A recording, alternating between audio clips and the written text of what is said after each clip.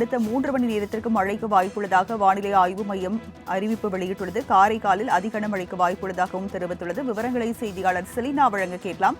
Selena, வானிலை ஆய்வு மையம் வெளியிட்ட அறிவிப்பு குறித்து பதிவு பண்ணுங்க.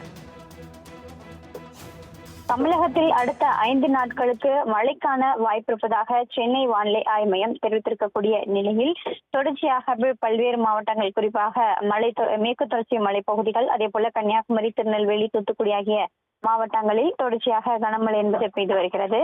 அதே போல அடுத்த 3 மணி நேரத்தை பொறுத்தவரையிலும் ராமநாதபுரம், சிவகங்கை, புதுக்கோட்டை, தஞ்சாவூர், திருவாரூர், மயிலாடுதுறை, கடலூர் மற்றும் காரைக்கால் ஆகிய பகுதிகளில் இடி மின்னலுடன் கூடிய லேசானது முதல் மிதமான மழை பெய்ய வாய்ப்பிருப்பதாக சென்னை வானிலை ஆய்வு மையம் தெரிவித்திருக்கிறது. குறிப்பாக கடந்த 24 மணி நேரத்தை பொறுத்தவரையிலும் தமிழகத்தில் திருப்பத்தூர் மாவட்டம் ஏலகிரியில் 5.50 சென்டிமீட்டர் மழை என்பது பதிவாகி இருக்கிறது.